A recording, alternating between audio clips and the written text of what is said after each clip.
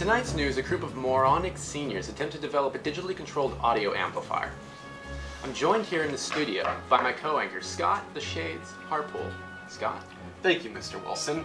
I agree, these seniors are particularly idiotic. They plan to power their project using 5 separate power supplies at 50 watts apiece. Completely unreasonable.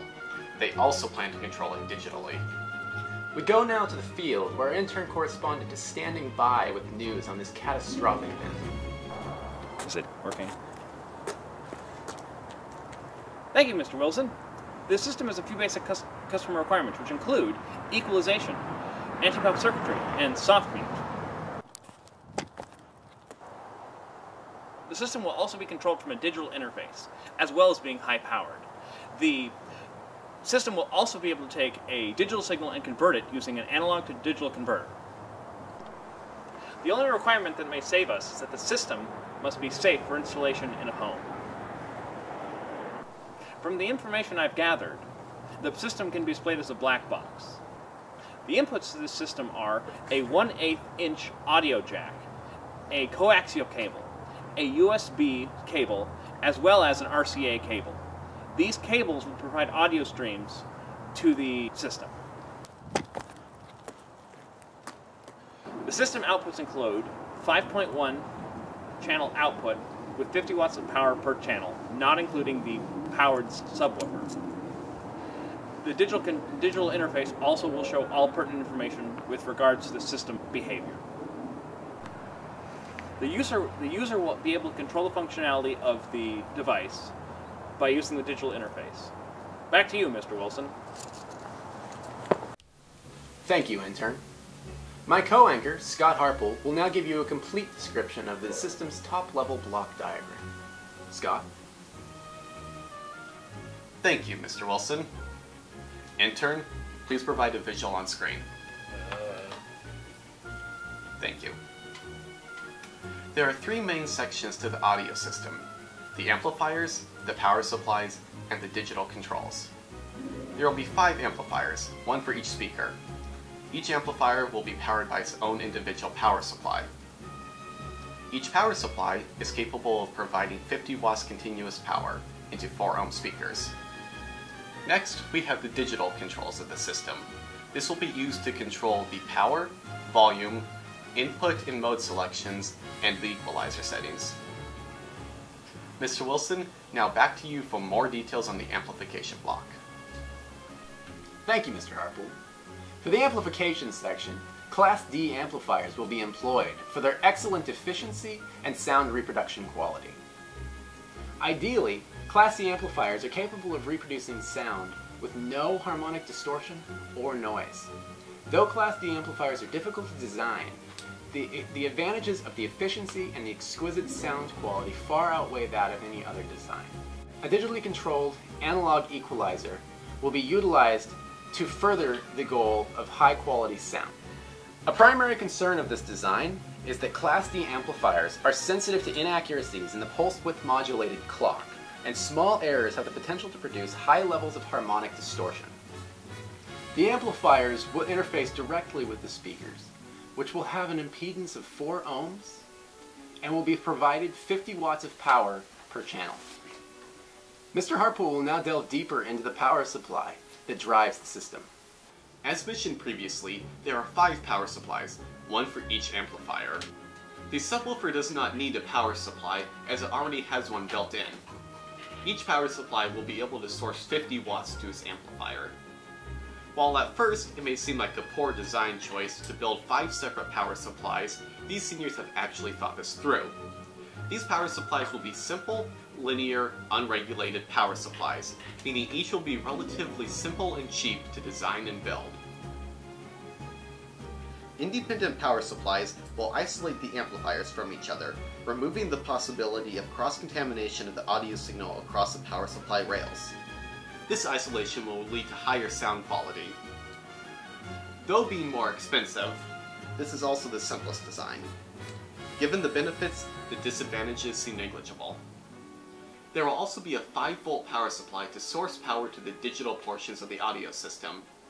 Now to our intern correspondent in the field, who will further detail these digital controls. Thank you, Mr. Harpool. The digital control block is the block that holds the entire system together, the interface between the user and the rest of the circuit. All interface controls and output displays will be handled by the digital controls through an Atmel Mega 128 microcontroller board. The Mega 128 is an 8-bit microcontroller that contains all of the necessary peripherals for the interface, including the input switches and the LCD screen. These input switches, the LCD screen, and digital encoders will make up most of the user interface. The digital controls allow the user to select the input and output types through the mode selection and the output selection blocks. The user is also able to select the equalization types as well as the on-off states of each of the individual amplifiers. The user interface also allows the user to select the equalization band as well as the individual gain of that band. Back to you, Newsroom. Thank you, intern. And thank you, Mr. Harpool. We'll be right back after these messages.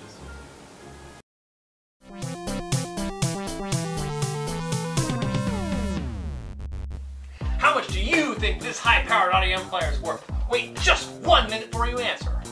Watch as this audio amplifier provides 50 watts of power at 4 ohms. Watch as this audio amplifier provides 5.1 channel output. Watch as this audio amplifier has less than 5% harmonic distortion at full load. Now how much do you think this audio amplifier is worth? Don't answer. Wait until you see this 3-band equalizer reduce the gain by 12 decibels. Wait until you see the system reproduce 2-channel digital inputs. And look what you get for no additional charge. Digitally controlled power switch, selectable inputs, and all that is displayed on the LCD. And so much more.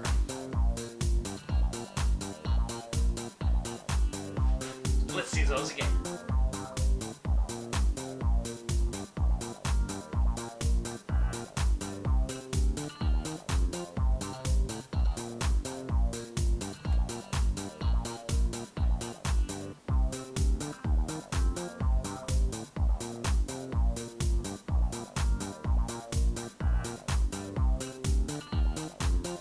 How much did you guess? $500? $1,000? Even more? No! Order today! Except in Nebraska. Welcome back. A project of this level gathers a lot of attention, and people are talking. Our intern has been sent into the field to interview members of our community. We go to him now. I assume you've heard about this new audio system that's being designed in town. Indeed, we have. Do you have any comments? Well, I can see 2 very important considerations. First off, they'll need to be very careful in selecting their capacitors. In audio applications like this, the capacitors need to be able to charge and discharge extremely quickly to account for the high transient peak currents. Speaking of high currents, the system sounds like it will be drawing a fair amount of power out of the wall, especially given the 50-volt power rails. We wouldn't want anybody getting electrocuted now, would we? And they should definitely make sure the hot components are isolated from potential users, most likely with a case or something. You have heard they're using Class D amplifiers. Indeed. Most problematic portion of the Class D amplifier is the clock that controls the pulse width modulator. This clock needs to be very accurate, down to the nanosecond even. Any more than that could actually cause errors in the harmonic distortion requirements. And what about the digital controls?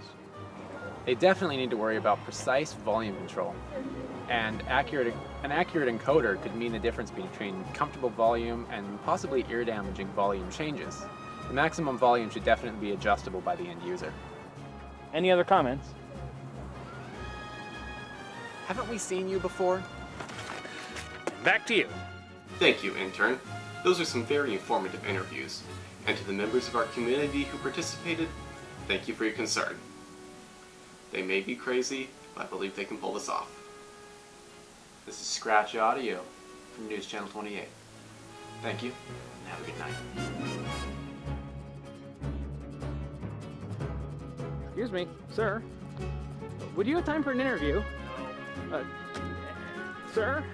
Any chance I could get an interview? No way. Please? I could lose my job if I don't get this interview, please? No way. Please? Stop! Help! Come back! Please!